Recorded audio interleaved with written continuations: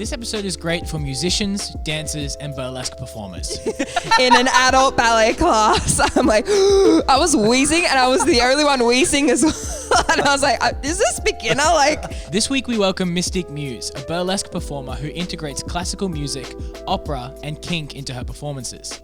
I actually locked myself in the closet while there was band rehearsal and I just wanted to jam with them, but I was so nervous. So I stuck the bell out of the closet and I started playing. In this week's episode, we talked about the roots of burlesque. I was processing, wow, like this is the alternative kind of burlesque that I am deeply in love with and fascinated by, and so keen to learn and understand its roots and maybe implement it into something that I'd like to do with my music as well. Like Being queer in the classical music community. No, she went around the school going like, she's gay, blah, blah, blah. And I was like, this is the worst Sick. travesty of my life.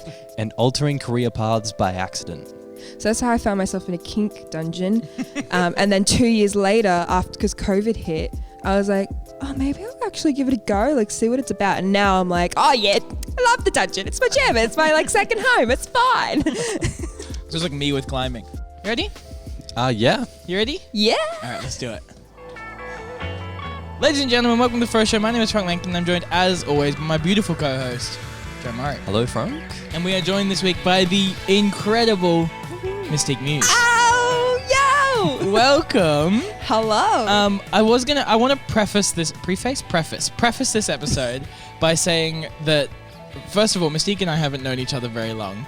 I very generally know your career. Joe knows absolutely nothing, and I did that very intentionally because I thought it would be really funny. Cute. Yeah. Are we going to tell them that we met naked first, or? Yeah, you want to tell how we met? Yeah, so we met naked, but no context. Yeah, that's it. Yeah. No context whatsoever. Yeah. Lovely. It's all very wholesome though. We Yeah. met wholesomely naked. Yeah. It's like a midsummer type situation. Okay, please provide context for me. All right, just a little bit of context to get your head out the gutter. Yeah. We met at an art life drawing thing Yeah. in West End, and we were nude in front of about 40 people together. And I thought that was really wholesome, really sweet. It was and very we just sweet. vibed. We straight up vibed. We're like, yeah. And it just was like the energy was there There's not that much further you can go with that. past yeah. that point. You're like, I guess we're friends now. Yeah, exactly. I feel like once you've seen each other naked, you're like, this is it, Barry. Like, we're besties. We're homies. There is nothing else. There is literally No, it was sick though. And we connected through that, and then we followed each other on Instagram, and I think we were both like, oh, You're a creative. I'm a creative. Let's be homies. sick. So, do you want to give your little bio? Sort of, what do you do? Yeah, just what do you do? That's a great question. I don't really like to think about that question too hard because I don't really know. I am a creative freelancer, and I feel like if you ask any creative freelancer that question, you're just like, yeah, I do some stuff and things, and sometimes I get paid for it, and sometimes I get paid exposure, and it's a great little time.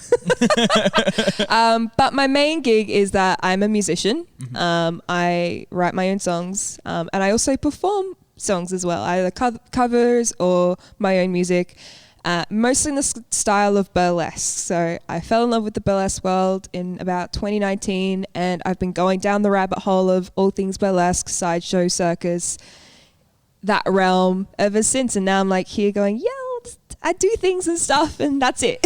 Sick. So, wait, how did you get started in that then?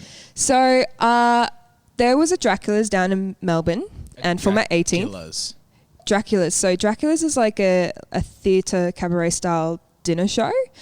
Oh. Do you know? It's in the Gold Coast. No, I don't know. All right. Well, we go on an excursion, podcast excursion to Dracula's, and then I'll show you, and then I'll be like, so this is what inspired me. But I was 18, and it's essentially, it's very, it's alternative. It's like the main storyline is like vampires and witches and that sort of occulty stuff, but it's a cabaret style dinner show. So you sit down, you eat your nibbles, and you get and then you get a show.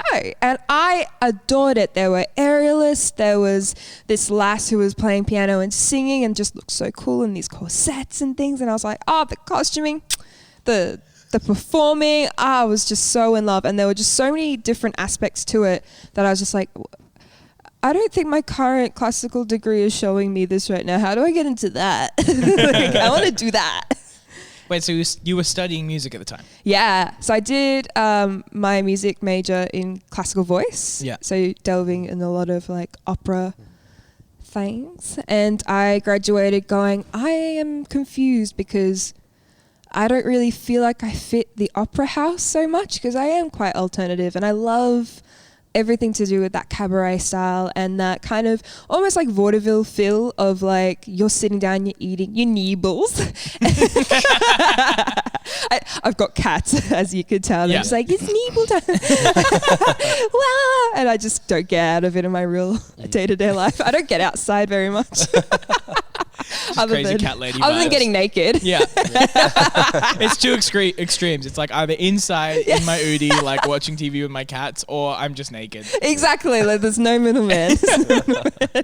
And so when I fell into what they were doing at Dracula's, I was like, oh, it's burlesque. What is burlesque? I don't understand.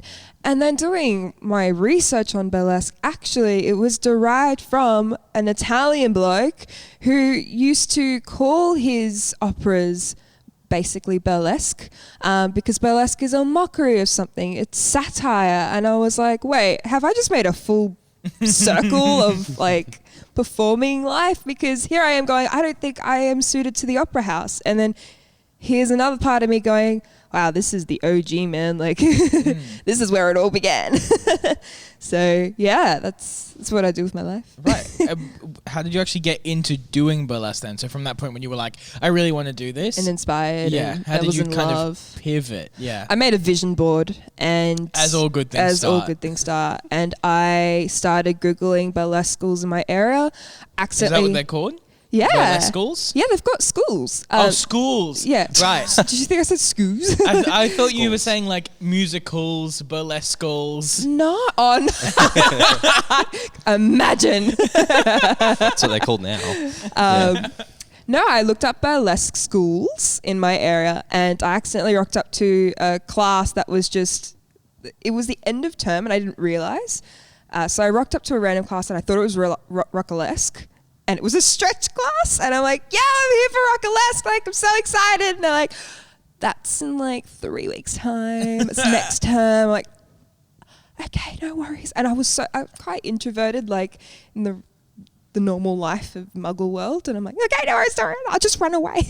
And I ran away and I was like, okay, maybe I could try it again. I don't know. I'm a little bit embarrassed by that whole situation. I could have stayed for some stretching, but I was like, this is not what I'm here for. Like, I just want to do some burlesque and stuff.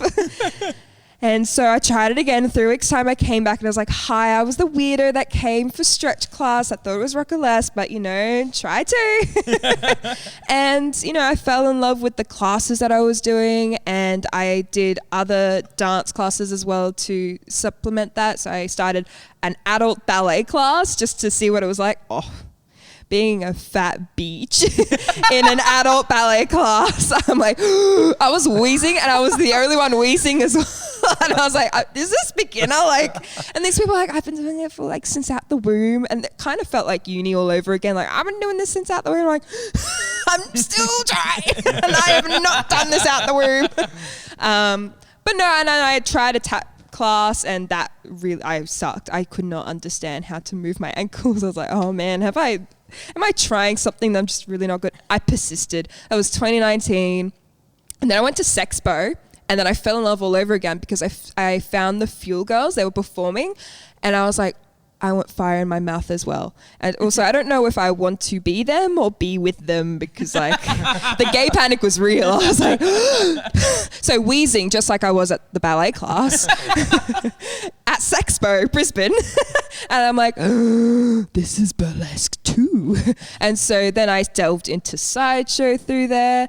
And so I started doing classes with Billy Tempest at first. That was my first fire teacher. And then I went off with Scarlett Tinkerbell, and they started teaching me fire. And I was like, wow, the possibilities are endless. Like all these. And then I started going to shows, and I just fell in love. And that's how I ended up in kink as well, because I ended up in some kink dungeon watching watching the Chevron Girls at the time. Wait. What? I need to hear that story. Hang on. Because first of all, for my dad, what is a kink dungeon? Oh yeah, so second of all, how did you end up there? So Dad, I ended up in a kink dungeon because I was following the Chevron Girls online and I adored them. I was like, and I still do. I'm still like a little bit of like, even though I'm friends with most of them, I'm like, oh my God, it's amazing. Gay panic, real. I went and saw them. They were like, yeah, we're performing at what was Urban Fet, which was in Milton. It's no longer a thing anymore. There's only one dungeon left in Brisbane. It's cute. But anyway, went over and it essentially looks like this. It's a warehouse, except you've got spaces where you could do different types of kink. So it could be hard impact. You've got a wax table. You can play with hot wax candles. Essentially like UV ones, so they glow in the dark. It's very cute.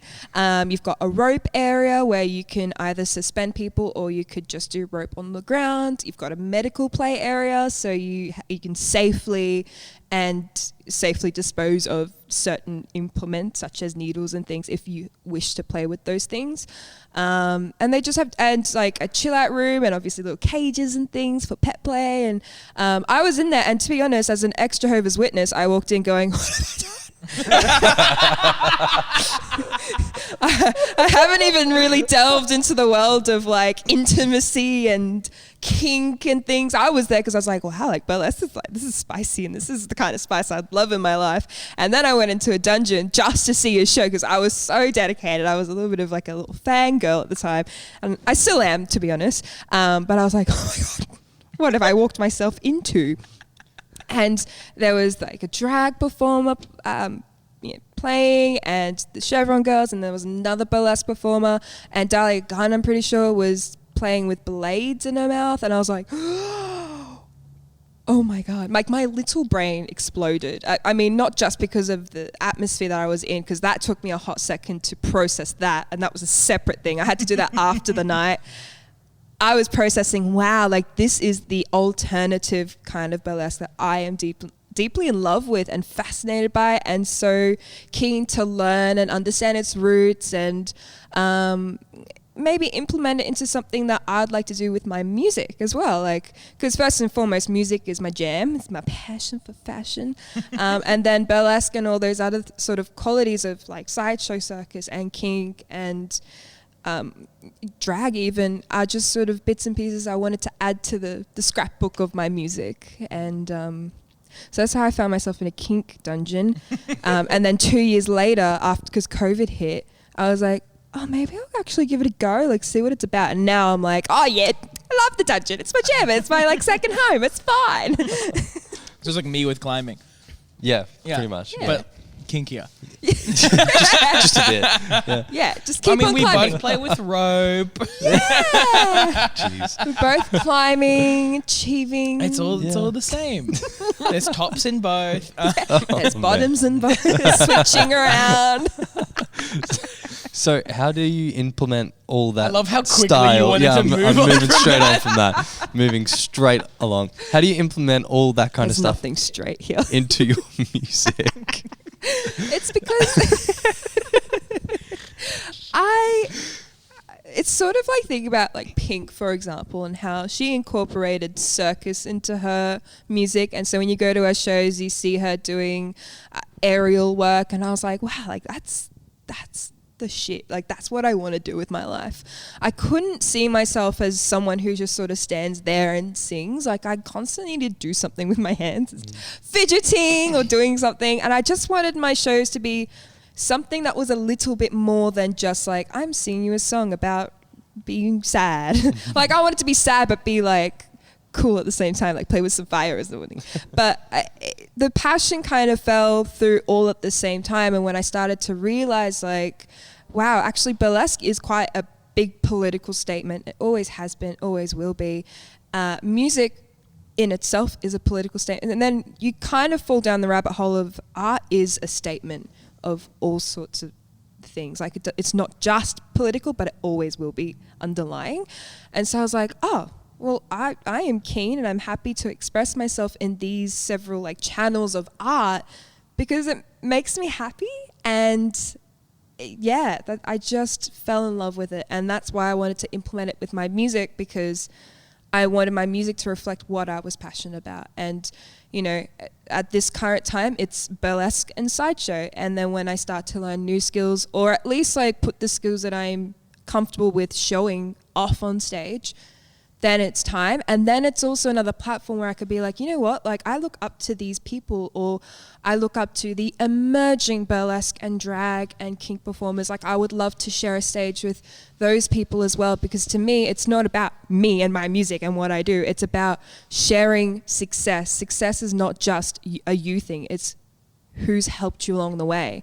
And then with that, success to me is, who do I get to share this with? How many more people can I get to share this with? And then how many more people can I connect to learn from the OGs and the people that are so dedicated to their art, and going to see shows and then going and, you know, passing in conversation. Hey, you know, in this event space, there was a sick show happening last week. Like, you should probably check them out. Like, did you watch it? I didn't. I had something else on, but I also had something else on, but I was here when they were setting up and like rehearsing little bits and pieces, and I was so sad that I couldn't stick around. It looked so sick. sick. And just like how people project what's going on in their minds into a real life format. I'm like, oh, you can do that. That's real. Like, wow. Also, the person who hosted that is the ringleader of Chevron Girls, and so it's the whole full circle. It's the whole gay panic. I always forget how small like the Brisbane art scene is in general. So tiny. It's like, yeah, that person owns that thing and they do that and this and that. It's yeah. Like, oh, cool. Right. And that person does about 10 different jobs, 10 different projects. Yeah, literally. Same thing. Like, yeah. No, it's sick. I love it. How did you get started in music then specifically? Like, was that something that you were doing when you were a kid as well? Yeah. So my dad's a drummer. Yeah. And we actually, like, he played in a rock and roll band, 50s, 60s rock and roll. And I kind of wiggled my way in being a closeted saxophonist, and that kind of is it plays a lot of ways. I was so shy when I was a kid that I would be so scared saying hello to people. Like, I'd almost cry, I'd kind of hide behind my parents and be like, hi. Even to family members, like I couldn't bring myself to be like, hello, it's me, like I am now. Probably being naked in front of people, it's helped. It helps a lot. I actually locked myself in the closet while there was band rehearsal, and I just wanted to jam with them, but I was so nervous, so I stuck the bell out of the closet and I started playing.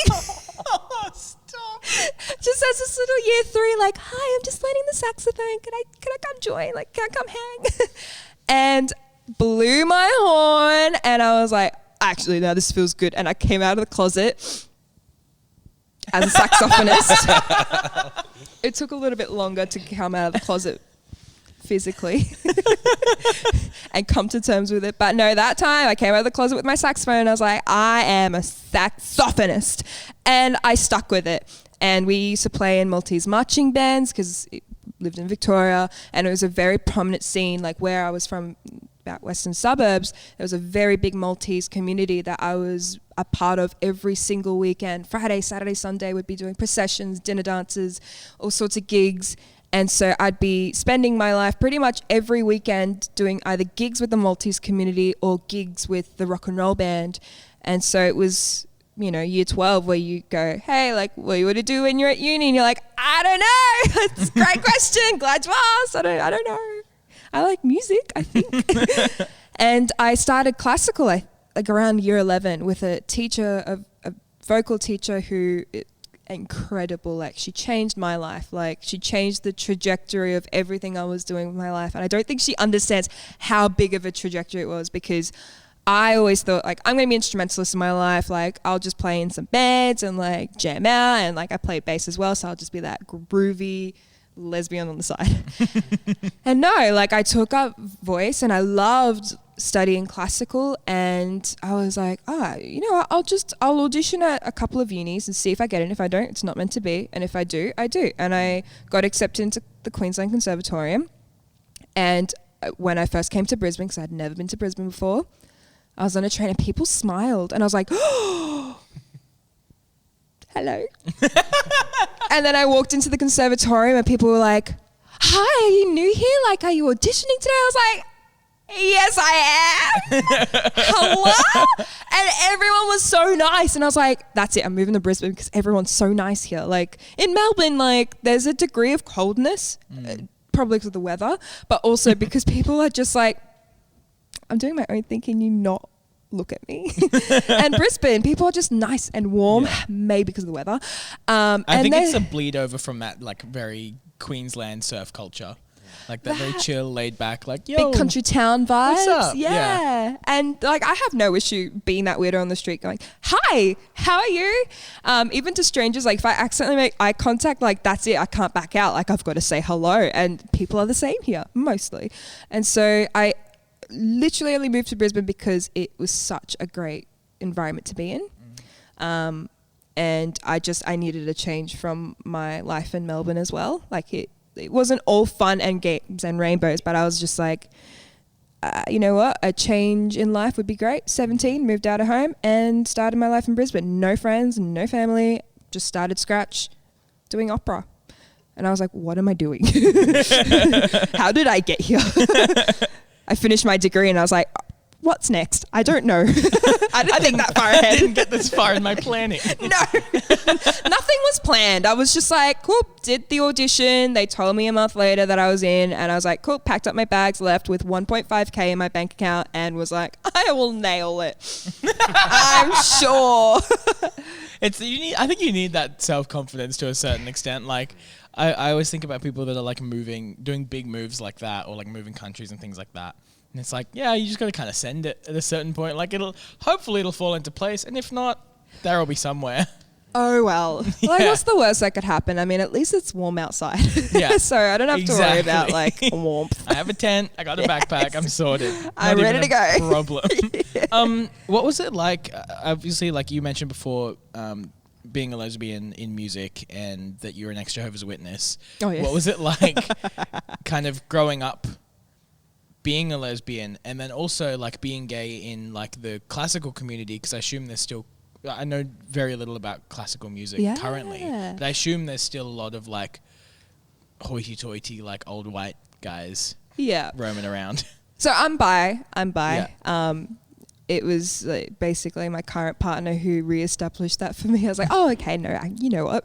I'll come back to the dark side for a little hot second. Just as a treat.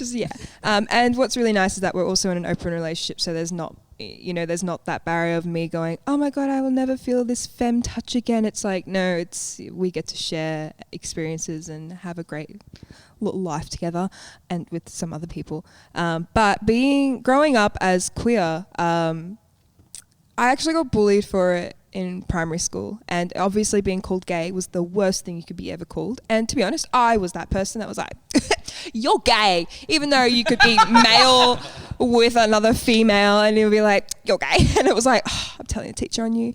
But no, I got called out because a friend at the time, she was like, would you date me? And I was like, yeah, like I'd love for you to be my girlfriend. I just thought nothing of it. I was just like, God, she talks to me. No, she went around the school going like, she's gay, blah, blah, blah. And I was like, this is the worst travesty of my life. And then, so anyway, she left for another school, came back 2 years later. And the first thing I said to her was, I'm not gay. And she's like, would you still date me? I'm like, yes. And she's like, you're gay. As if I didn't let the first time, like, shit. And fool me once, shame on you. Fool me twice. Also, shame on you.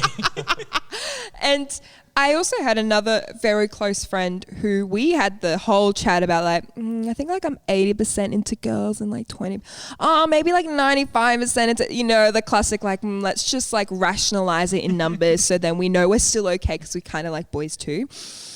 She's also a full-fledged lesbian right now. And that 5% for me is literally my partner hanging on by a thread. So I suppressed that part, and obviously being a Jehovah's Witness, I was very much like, the arguments I'd have was like, oh, why couldn't I have a wife when I get older? Like, that just doesn't feel very nice and respectful. Like, that just feels like hate and homophobia. So I quickly got out of the Jehovah's Witness when I realized that a lot of my values didn't align with theirs, and that's totally fine. Like, you do you, boo. Except that sort of ended a bit like, don't ever call me again. Because I did Bible studies every Monday. Like, I was that person, you know. When they have that girl on TikTok, I was that girl for the Jehovah's Witness. And you so were Jehovah's Witness. I were. I was. I went. I yeeted. I yoked. And so anyways, it was, fast forward, go through high school. Obviously there's the odd joke here and there, but I was very much like, I'm not going, hello, look at me. And then going through university, there was the jokes of like, but you're a lesbian. And I'm like, I don't know. It wasn't until after uni that I actually started exploring myself, that I actually came to terms. It was almost like a second puberty where I was just like, I need to stop. Whatever I'm pushing down is coming back to the surface again. And it does eventually. When you push something so far down in yourself that is to do with yourself, it will come out in the worst way possible. And when I had broken up from a long-term partner, which I was like the relationship to me was more like a romance ship rather than like a romance ship. I was like, maybe I've got to reconsider everything here. And I went to Sydney Mardi Gras. I met a girl off Tinder, and within 2 weeks I was like, hey, come to Sydney Mardi Gras with me. I knew her for 2 weeks. Like, we were ready to move in, have a family together. So I feel like we were at normal lesbian speed there. Another last that I had, a situationship. It was a bit of a relo, and I adore her, and she's still my closest friend today. I hit her up on the DMs. It was the first time sliding into the DMs ever worked for me, to be honest. After she followed me, and I was like, I'm panicking. And then we had a very beautiful 6-month situation in an open relationship as well. And that was the time where I kind of just realized, like, I am living my authentic life here, and this is feeling great. And in terms of representation in the opera space, there isn't at all, other than the fact that you could be a mezzo-soprano playing a masculine role. That's probably as gay as it gets in terms of what we see in media. And, it's not to say that never happened and being gay was never a thing back in the olden days. It just wasn't showcased as much. And I think that's why I have such an attraction to something like burlesque, is because you could be anyone you want to be. And it's not gender conforming. It's not conforming to any sort of status quo. It's everything on the outside of those areas, and I've never felt so at home in terms of being myself. And any show that I participate in, or any show that I actually perform in, I could be anyone I want. And that's why I am Mystique Muse. Like, I am not Harmony, like, because that's my government name. Oh my God, you just learned it. That's the scoop for this episode. That's the tea. Thank you very much. It's Mystique Muse kind of represents the creative soul child that's gone, hey, like, I get to explore all of these options. I get to explore who I am, what I love doing, and being that creative powerhouse that's within me. But I get to title it as my piece of artwork. And yeah, and I love being able to showcase opera in a burlesque scene. I get to showcase classical music in a burlesque scene. I get to showcase opera in a kink scene as well. And I've never felt so comfortable with myself and my art then. As soon as I left uni, as soon as I started discovering myself, doing that healing, that journaling, the shadow work, and that's still very much a process you still got to do to this day. It doesn't stop. But so much of me has just come out and of the closet, not just the saxophone. And it's just been great. It's just been a wild journey. Is what you're doing in burlesque and your music in general sort of a rebellion against those very classical ideals of opera and classical music? Or is it more of an expression and extension of yourself? It's an expression and extension of myself for sure. I feel like the stereotype is that opera and classical music is this very rigid and, sophisticated, elegant thing. And you know what? When you say burlesque to a few people as well, it's like, oh, it's elegant stripping, right? It's like, are you listening to yourself? Like, no. Stripping. Opera and classical music is vulgar. Like, there is some works out there that is just as vulgar as WAP And when people are like, we should bring it back to the old days, I'm like, what? When we sing about like a dildo or something, because that was a classical piece of music. And why don't we like delve into Mozart's scat fetish? Or, you know, I don't think you'll be feeling comfortable with that conversation, Karen. Like it's... Yeah, no, it's like I used to do a lot of theatre before I got into like visual media and things like that. And it was like the same thing with people like Shakespeare, where they're like, Shakespeare was a real artist. Like, that man knew how to write meaningful stories. It's like, yeah, but also like every third joke that man makes is a dick joke. Yeah, it's like, hello. You know, it's just people like don't read the text, or like with classical, they're not delving into it at all. They're just taking it at face value. Like, oh, it sounds pretty. Like, it sounds conventionally pretty. Yeah. So it must be about nice things. Yeah, and just because I'm wearing like, you know, holding feather fans and wearing a feather in my hair, and, you know, I slowly take off items of clothing, like that strip in itself isn't because I'm being elegant. Like, that's got nothing to do with the fact that it's elegant or sophisticated stripping. Like, there are still a lot of links to the sex work industry that is part of what burlesque is today, that we have taken their culture and their art to put in our art forms. Because originally it was actually just to be a joke based on the operas. It was all a wild joke, a mockery, a satire. And then when they started turning it into the teas, it's still satire. It's still making a political statement because it's women's bodies a lot of the time, and it's still making a mockery of something, whether that be the political statements of the times, or it's simply existing because you are a woman, or making political statements based on like gender in general, sexuality, and I love that. But we also got to remember that comes from sex work originally. That wasn't ours to take originally. It was sex work roots, and so we always have to acknowledge and respect the fact that like those people did it first. So if someone did come to you and they were genuinely interested in something like burlesque, how would you describe burlesque to someone that has very little idea of what it is? Yeah, well, that's a great question, because it took me a hot while to figure out what burlesque was. Yeah, because what sparked that with me was you saying that people are like, oh, it's elegant stripping. Yeah, I think that's the idea that a lot of people have immediately. Yeah, and honestly, like, it took me probably until mid this year. I've been like quite embedded in the Brisbane art scene, and I've seen a lot of like, I've not been to a burlesque show, but I've seen a lot of, actually no, I have. I've been to one burlesque show. Yeah, nice. But it took me like well until this year to be like, oh, it's not just stripping.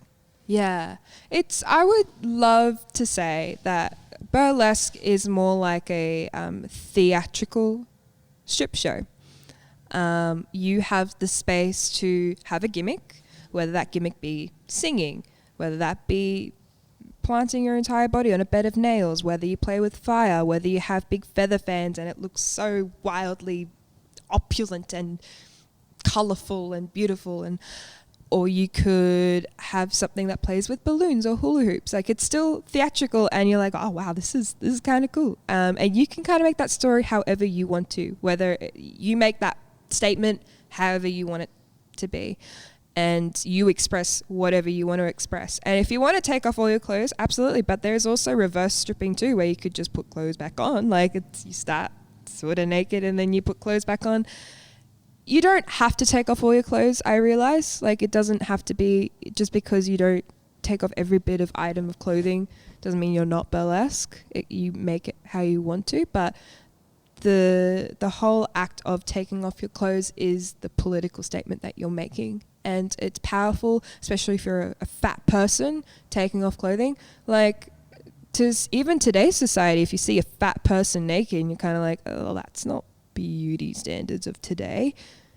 To literally some, but not all. And it's like, oh, you see a body that has pasties on, but it's a masculine looking body. It's like, oh, but what is my idea of gender then? Like, oh gosh, like, I can't just assume that's a man. I can't just assume that's a woman either, just because they have breasts and they've got tassels on. Like, it's like this whole game of you're just enjoying my body for the time being, and whatever I'm expressing to you, whether that be big colors and big flamboyant things or just a really seductive and sultry moment, it is just my body and your gaze, and I am dictating how I want your gaze to be in that moment.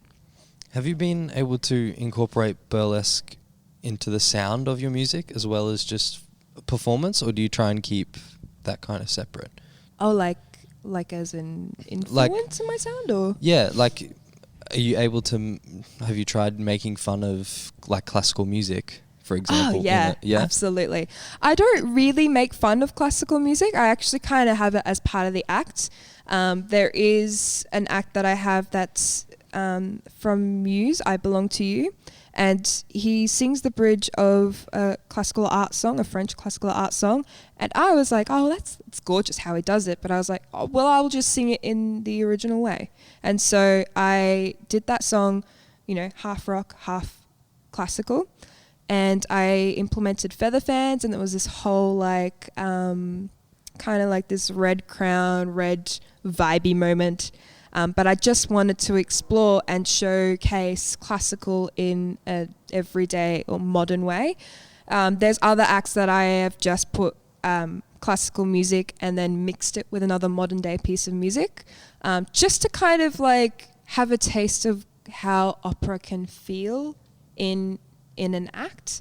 And I love doing that because classical, despite me not being in an opera house right now, it is actually something that I still love and genuinely enjoy singing. And in terms of writing my own music, I don't put classical voice, or at least not yet, in that. But I do have influence of my experiences, say in kink or in burlesque in it. So the way, Trust Me, for example, is entirely based on a kink scenario, and the element of trust and knowing that that's not just a cool, trust me, let's go do the thing. Whee! It's more like a psychological approach. I'm not going to touch your body just because I want to. It's this whole slow cycle, this whole system of me appreciating you before I even touch your body. We could do a whole scene psychologically before I even touch your body.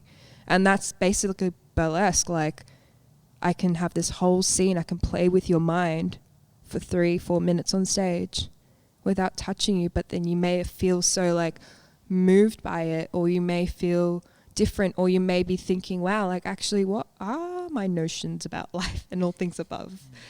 So, right. Yeah.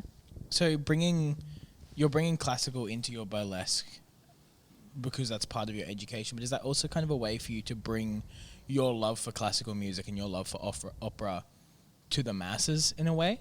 Sure, absolutely. Yeah. It's almost like bringing opera back into what it was meant to be originally, and the silliness of it and the fun and games of it.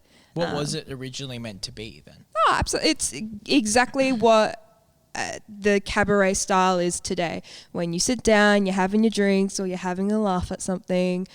I wanted to bring that aspect back in. It's just a different way of singing. It's just a different technique, but it's no different than going to doo-bop and having a jazz lounge singer sing to you while you're having a nibble. Or having some bevies, or you're having some bevies and you're chatting with your mates and you're having a laugh and you're having some fun, and a performer comes out and you're not just solely focused on the performer's almost part of the atmosphere of the place. And so that's what I love doing with classical voice and opera, and just bring those elements back in as if it's just a normal like rowdy underground nightclub, like, yo, let's just have fun. That's my motto. Like, the whole point of all of this is actually just to have fun and feel so secure in my body, not just so it can sing, not just so it can run around. Like, there's been times where I've run around up and down the stages, grabbed someone pre-COVID and just like have a fiddle around, just like have fun, and not take life so seriously.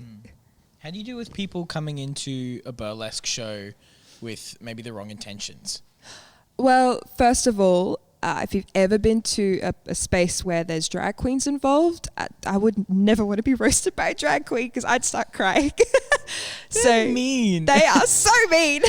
They can be really mean. No one messes with burlesque family and drag family and art family. They're all kind of connected then. Absolutely, absolutely. We've all got same intentions, and that's to have fun with an audience and to break constructs as well. But if they come with the wrong intentions, they'll be asked to leave fairly quickly.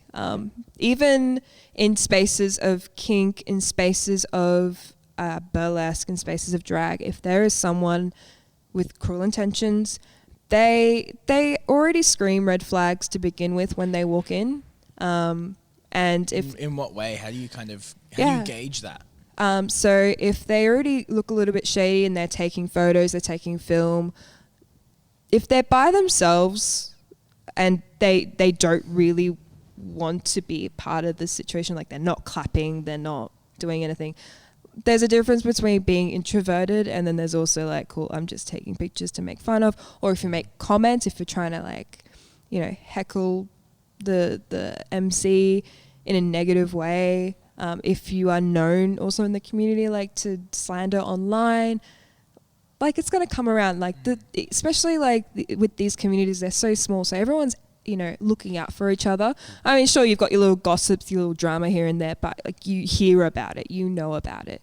But yeah, if someone's got the intention of being cruel, like you feel that pretty hard. Have you ever been in a situation where you've had someone at one of your performances with the wrong intentions, or you've had to deal with someone like that? Just trying to think. I take a lot of notice of the audience that's there, and I've never really, thankfully, had an experience where I've had to sort of oust someone from a show. But there has been people that I have barred from shows or coming to shows because I know the kind of personality they are in real life, and I know that they've been either abusive or violated consent, and they're just people you don't want at shows. And I have no issues saying to someone, look, you're not allowed to come into the show. Like, I would rather my performers, my audience members feel safe in the environment they're in. And if your reputation precedes you as a bully, as a violator, as a creep, then like I'm willing to take the risk of one less ticket sale to ensure that that space is still there. And as best as it can be, obviously you can't filter out every single person, but we try our best. And we all talk to each other too. Like, it's not like shows happen, we don't talk to each other. Like, everyone will know. Everyone will know. Yeah, so if you're barred from one, you're like barred from all exactly. of the ones in Brisbane, right? It's the same with kink as well. You're barred from one kink space, you're probably barred from all of them. And you won't be invited to parties and things and events and whatever because, that reputation precedes you. And sure, if you go get some help and some therapy and you become a better person, that takes time. That's not going to be like, cool, I went to therapy once, let's go, let's see. I'm better now. I'm so much better now, but my Twitter is still bullying people. Like, I don't know what's happening there. My Twitter just does it all by itself. It's auto tweets from last year. I've had them scheduled. HubSpot, mate. I find it really interesting to hear how connected the communities are, though, because I know it's something that I've always kind of assumed, but I've never actually heard directly. Why do you think that is, that the kink and the burlesque and the drag community are so intertwined? Yeah, like it started with a Venn diagram, and I'd like to also add in the people who do medieval reenactments, like the LARPers and the Scadians. Right. Why? I'd like to also add cosplayers in there as well. Okay. It went from a Venn diagram of like, wow, we have similar interests, to like a circle. Right. Basically. And I think because, especially when you are a creative in some realm, you have similar interests. And sure, like you may be a medieval reenactor that doesn't like BDSM, fine, but you probably might like a burlesque show here and there, or you might like cosplaying here and there, and that's fine. You'll go in that part of the circle. I also feel like, especially with kink, that is another expression of yourself, and you can still have it quite anonymous. You don't have to be a burlesque performer or a kink performer on stage to be like, I am this person. It's a whole realm of self-expression. You see someone on stage, the reason why I'm on stage is not because I want to show myself off and be like, I can do this. It's for that kid that got bullied at school and said, you're gay, and it was the biggest travesty of my life. It's for the kid at school who was like, you dress really weirdly, like, would you ever consider like getting some like Nike Air Forces or something? Like, this is kind of weird. Or like you dress up in pin-up because you think that's really cool, and then like your housemate's like, you dress a bit daggy. Like, this is kind of weird. And it's, you know, there's so much of a spectrum out there, you know, the goths, the alternative people who love different sectors of kink, and even like the outfits. Like, you don't have to be a kink star to enjoy the outfits. You can still enjoy the outfits, and that could be dressing up as a particular kink of yours. That's totally fine. And there's segments of everything that we do that will kind of reach out to someone and go, hey, actually, I feel safe in this space. I feel good. I used to work in a sex store.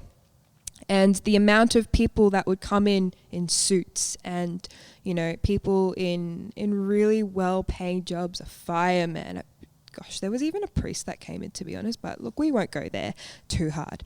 But everyone needs to... Hello, Mr. Priest. Hello, Mr. Priest. Did you call him father the whole time he was in the store? Surely. Surely. Forgive me, Daddy. I mean father.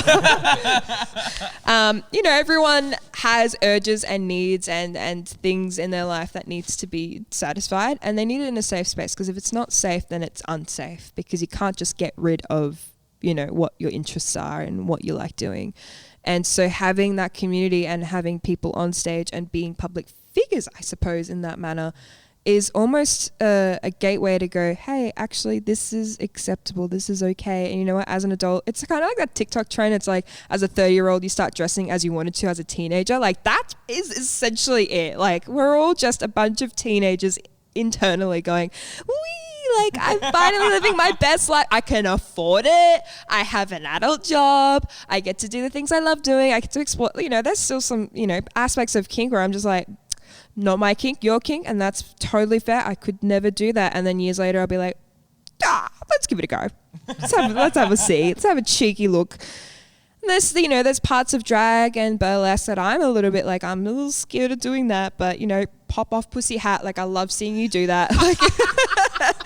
Like, you know, everyone's got their thing and they feel so comfy in it, and then they've got their own little like fan club of people who are just like, yes, like, I live for this kind of moment and I feel so safe in your presence. And that's it. That's really nice, actually. It's just wholesome. That was really wholesome. It is really interesting to hear someone talk about the kink community and the drag community and the burlesque community and all of these communities in such a positive light, because so much of the stuff that you see online is very negative, and, you know, sometimes for good reason, but you know, for the most part, that, you know, just people with interests and things that they like doing. So it is really interesting to hear such a positive spin on it. You have to be, and you know what, like, we have to eradicate this mindset of you're the only one that has to be on stage and can be on stage. It's not a scarcity thing. Everyone can be on that stage. Everyone can share the stage. And you know what? It's not just a performer that's up on there. You've got the lighting tech. You've got the sound tech. You've got the photographer, the videographer. You've got the audience. Like, without an audience, what are you doing? Like, if the audience isn't there in real life and they're not there online, then you're kind of just performing to yourself, which is fine. But it's like, what is the aspect of this? What part of this community do you froth doing? Because I froth being a fangirl. I froth being the person that's just screaming in the front row. I froth being a person that's able to help out with bits and pieces if I have to be a stage assistant or a stage kiddie and just be like, yeah, I'll do this for you. It's no worries. I love every aspect of it, not just performing, not just being a producer. It's everything to do with the community, going out to shows and seeing what kind of concepts people come up with. Like, there are some incredible concepts out there that are being done and being rejuvenated, and it's just so exciting, and there's always going to be something new. And with the emerging people, artists that are coming through today, even, it's like, wow, like, we bring another fresh mindset, and just realizing that this is for fun, this is for enjoyment for your life and the people around you. And like, the communities are small. Like, in Australia, it's tiny. Like, we've only got our country down here and New Zealand. And then we're like, cool, overseas. And then there's a whole other spectrum over there. And it's like, how do we make it the best we can in our little space? Because we've all been in the same boat. Yeah. Well, what's next for you then, in terms of what are you working towards? What have you got coming up? Yeah, what's your next year look like? So I'm in the current process of recording some music with Josh. So Josh 10 is my music bestie from Melbourne, and he just released his latest EP that sounds mint. So I'm currently recording with him right now, and I'm also co-producing with my partner Runestaff, the Mystical Menagerie. So that's our little child, a baby, and she's launched as of August 27th. Our first show sold Exciting. out. Which is really cute. I'm like, it was a Wednesday, 3 p.m. and the last ticket got sold, and I was like, wheezing exactly like the ballet class, and I was like, like I'm still wheezing from that class. That was like 5 years ago now. I'm like, every time I like walk up a hill, I'm like, adult ballet class. Oh God. And the calf cramps. Oh my God, from that class. But so we're doing Mystique Muse. We got another one that's sort of like a murder mystery inspired theme. So the performers will have weapons of choice, and someone did. And you've kind of got to guess which performer's done it. So that's the next show on October 8th. We've got workshops happening in September. I'm in a cabaret at the moment called Those Cabaret Days. So it's kind of like bits and pieces are floating through in terms of gigs. But yeah, the Mystical Menagerie is my production with Runestaff, and yeah, new music on the horizon. Nice. Wow. Very exciting. Okay, we do have to wrap it up, actually. We're kind of coming to a close now, so hit it. Yeah. Is there anything in the show up to this point that you wish we had spoken about, or something you wish we'd asked you, or... Oh, about the Mystique Menagerie? Anything. Oh, about anything? Anything. Oh gosh, no, I think you were expecting to talk about? I had no expectations coming into this podcast, other than I knew the space because I watched the other podcast, and you didn't give me the address today. Did I not? I kind of just rocked up and I was like, I assume it's in here, and if not, then I'm close to the city. That's my bad. No, I studied. Yeah. Oh man, that's terrible of me. I'm so sorry. We're here now. Yeah, made it. Okay, last question then.